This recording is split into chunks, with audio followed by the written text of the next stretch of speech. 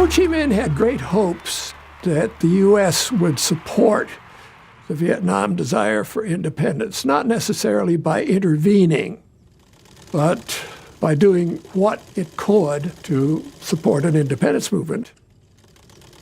Ho Chi Minh's hopes for American support were calculated but understandable.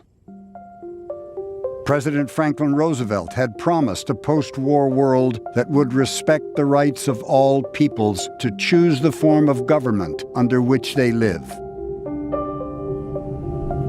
But Roosevelt was dead now, and his successor, Harry Truman, had inherited a very different world.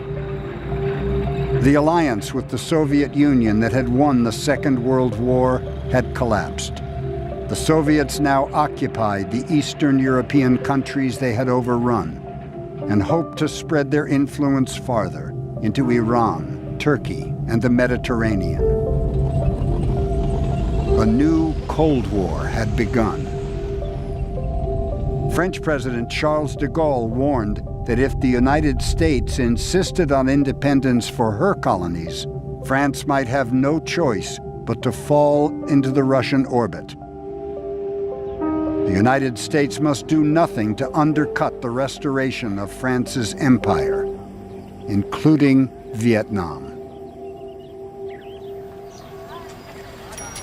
There were hardly any Americans in Vietnam, State Department people, consular officials, a few businessmen. Hardly anyone from this country knew where Vietnam was located. George Wicks was part of a 7-man OSS mission sent to Saigon, the largest city in the South. The United States was officially neutral, hoping the French and Viet Minh could reach some peaceful solution on their own. Allied leaders had agreed temporarily to divide Vietnam into 2 separate zones.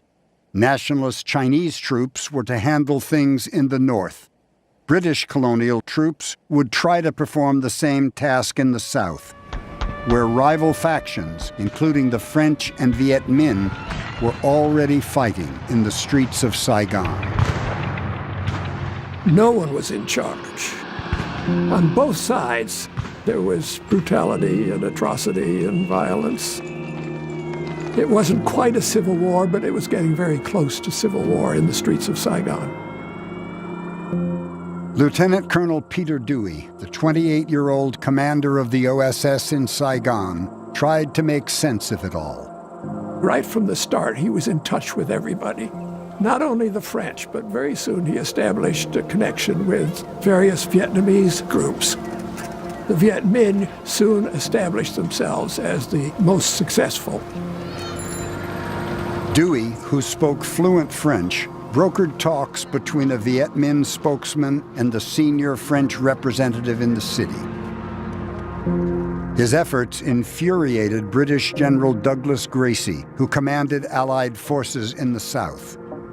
Gracie was convinced that French control should be reimposed as soon as possible. By conferring with the Viet Minh, Gracie said, Colonel Dewey had become a subversive force. The violence in and around Saigon escalated. Colonel Dewey urgently cabled his superiors. Vietnam is burning, he wrote. The French and British are finished here, and the United States, he concluded, ought to clear out of Southeast Asia. 2 days later, September 26, 1945, he set out for the airport, prepared to fly to OSS headquarters. At a roadblock, the Viet Minh mistook Dewey for a Frenchman and opened fire. He was killed instantly. Ho Chi Minh wrote to the United States, lamenting the deaths of Dewey, whom he recognized as a person sympathetic to his cause. It seemed a terrible irony that Dewey, who was doing what he could to help the Vietnamese independence movement, should have been killed by the Vietnamese by a mistake.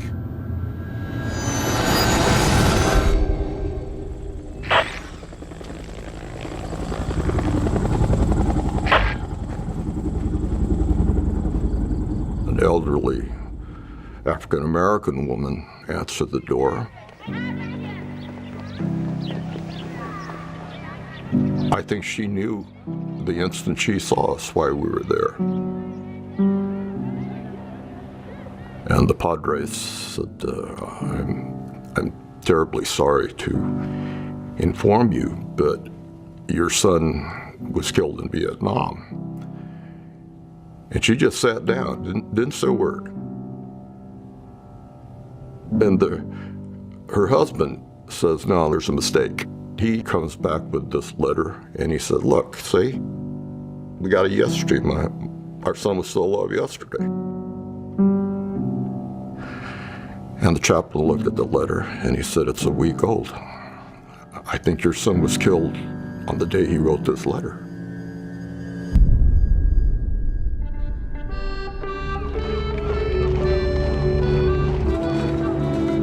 In the fall of 1945, a week after Colonel Dewey's death, fresh French troops began arriving in Saigon, taking over from the British. They quickly established control of the city and set out to reoccupy the entire country.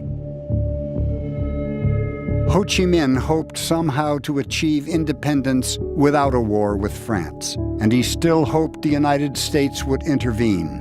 You never had an empire, never exploited the Asian peoples, he would tell a visiting American journalist. Do not be blinded by this issue of communism.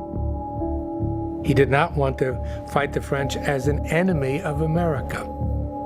And in fact, I saw the letters he wrote to President Truman saying, we believe in the same things you believe. Those letters I saw in the CIA files. They had never been given to President Truman.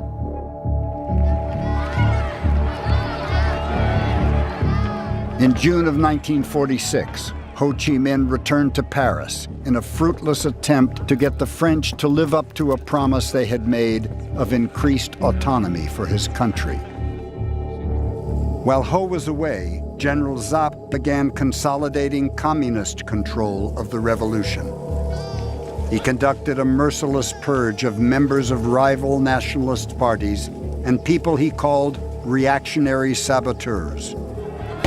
Landlords and moneylenders, Trotskyites and Catholics, men and women accused of collaborating with the French. Hundreds were shot, drowned, buried alive. Tôi thấy là Việt Minh nó giết đồng bào. Nó không thật sự tranh đấu cho đồng bào mà nó tranh đấu cho cái hệ thống cộng sản quốc tế mà thôi.